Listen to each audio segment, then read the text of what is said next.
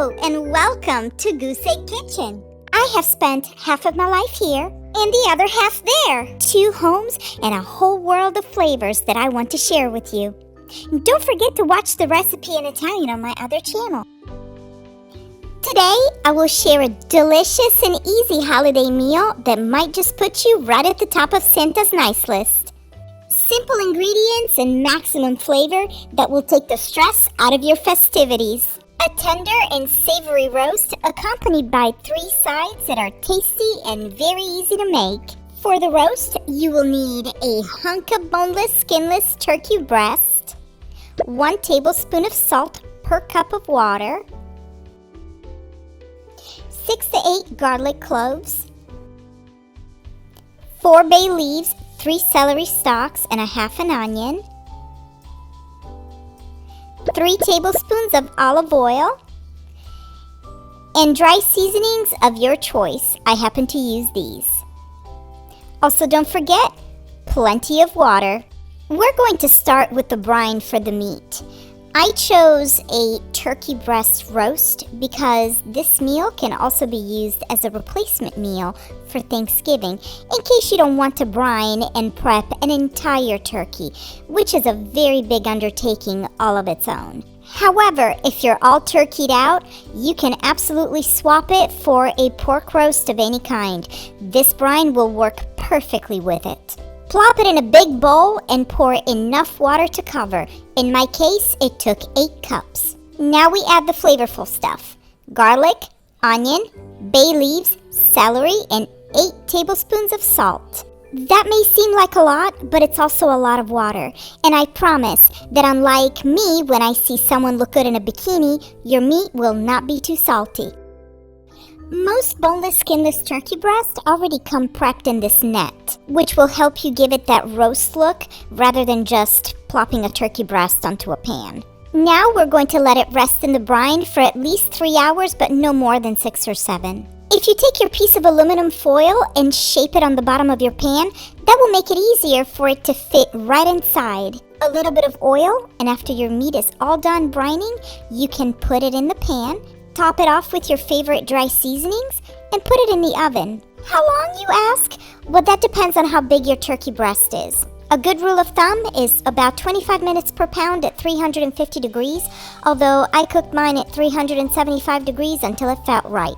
When all else fails, pull out your thermometer from the back of the drawer and make sure that the internal temperature reaches 165 degrees. Now, doesn't that look amazing? For the first side dish, you will need 4 onions, plus the other half of the onion that you use for the brine, a 1/4 cup of sugar, or 1/3 cup of allulose, 1/3 cup of vinegar, I used apple cider, 1 cup of water, 1 teaspoon of salt, and a 1/4 cup of olive oil. First, we need to peel and quarter the onions. Traditionally, you would use pearl onions for this, but first of all, I don't have them, and I'm sure that a lot of you don't have them either, and they're also very expensive. So I simply opted for my trusty Vidalias. I am currently on a keto diet, so I am using allulose instead of sugar. However, onions do have some natural sugars, so if, like me, you're currently following a low-carb lifestyle, eat these in moderation. And the same goes for the glazed carrots that we will be making in a minute. Now we can drizzle the olive oil at the bottom of a medium-sized skillet and arrange all the onions in a single layer. You can get the kids to help you with this part. Cutting them in quarters was completely arbitrary, but I do love the way that they look when they're done. And once you're finished, all we need to do is pour the rest of the ingredients right on top. Keep in mind that this is just the base recipe. If you like a little more of a punch, increase the amount of vinegar. If you want them sweeter, put in a little more sugar. There aren't many ways to mess up this recipe. And what's even better is that you're gonna look like $1,000,000 for pennies. There aren't many things out there that are cheaper than onions. On any other regular day, these would go perfect with any kind of grilled meat, steak, or even pot roast. And away we go. This isn't one of those times where we're trying to caramelize anything. The name of the game is low and slow. We absolutely want them to be soft, tender, and cooked all the way through, but not to the point that they completely fall apart. Transfer them onto a plate and cover them with whatever sauce was left at the bottom of the pan.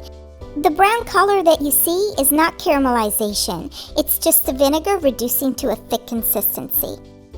Next, we have our Parmesan and Asiago green beans. Sounds fancy, but they could not be easier.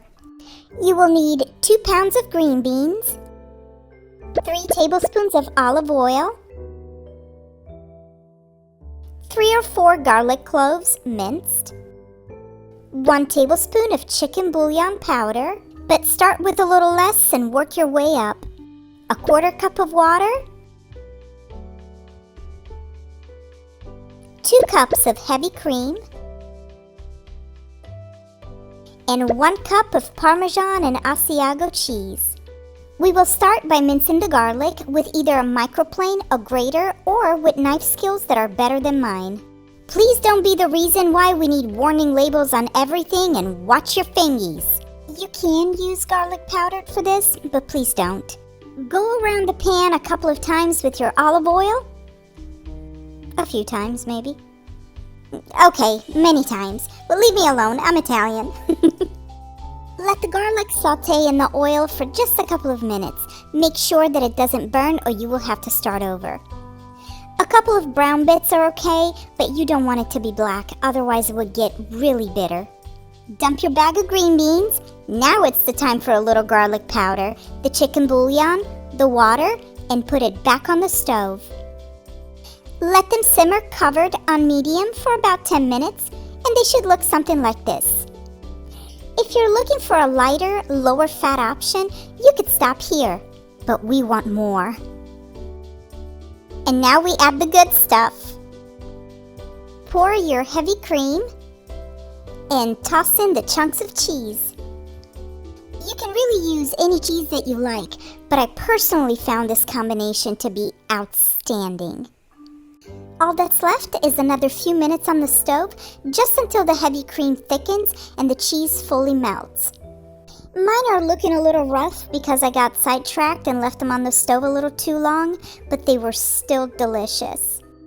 And last but not least, our glazed carrots.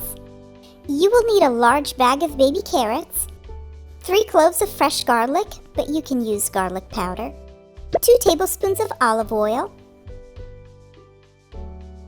1/3 cup of water,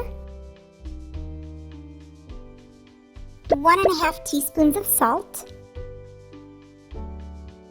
1/2 teaspoon of dry ginger and turmeric if you have it,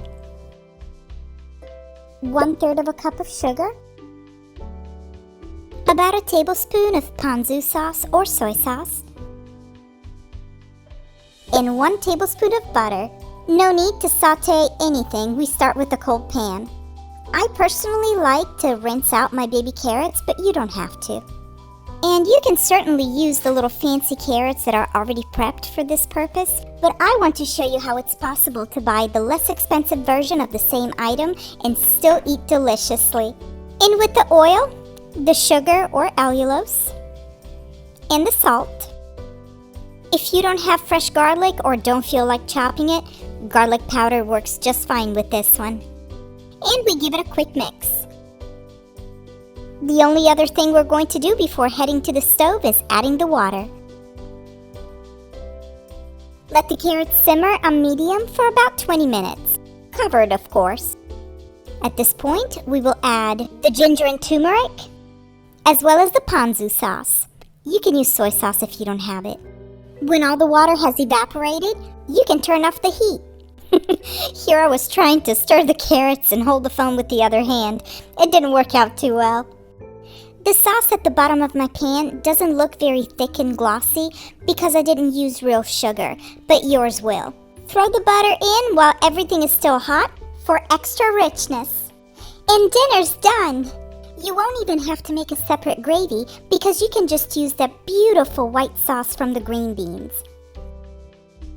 Have a very Merry Christmas, everyone. Well, that's all for today. My name is Sylvia. Thanks for stopping by. If you would like to support the channel, you can comment, like, share, subscribe, or follow me on TikTok. Bye! Assieme paccia per la chiancare e pure passa zizze del paese non si mataranti con cuore rosso blu beviamo birra raffinita chiù